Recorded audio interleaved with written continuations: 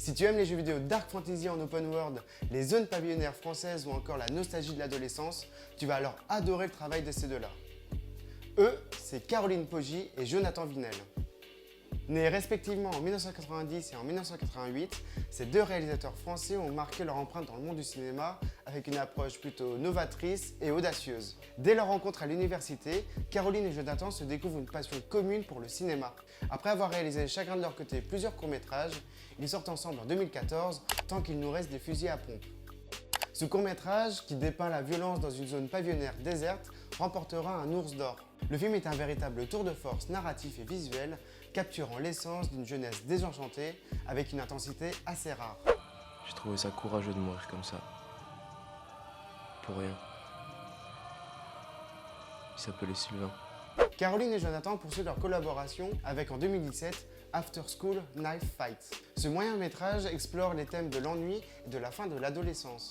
Et la critique sera unanime puisque Poggi et Vinel réinventeront le cinéma de genre en y ajoutant une dose d'authenticité et de nostalgie.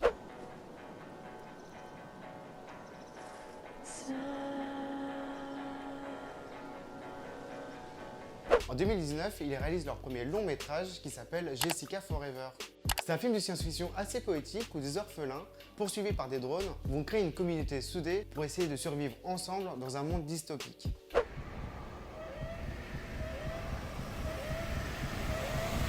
Jessica!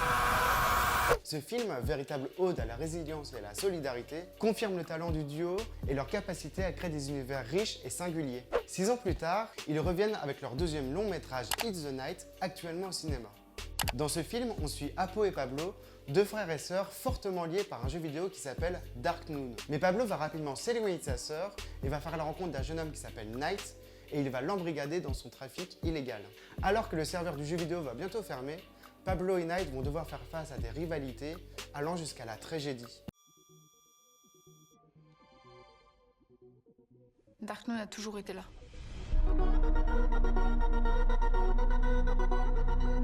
C'est là que je vis. Je m'y sens mieux que dans ma propre ville.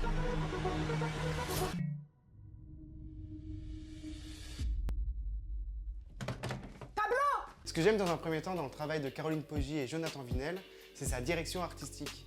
En effet, on y retrouve des plans travaillés que personnellement je trouve vraiment réussis et on ressent très nettement leur inspiration à des jeux vidéo tels que World of Warcraft ou bien même Metal Gear Solid. Dans un second temps, ce que j'ai beaucoup aimé dans leur travail, c'est le choix de la musique. À chaque fois, ils sélectionnent des musiques avec un soin méticuleux, créant ainsi une atmosphère unique et immersive dans chacun de leurs films.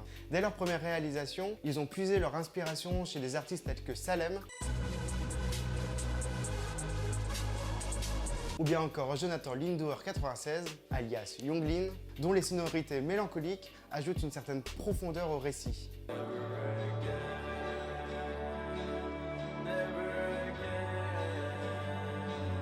Dans It's the Night, la musique joue également un rôle crucial.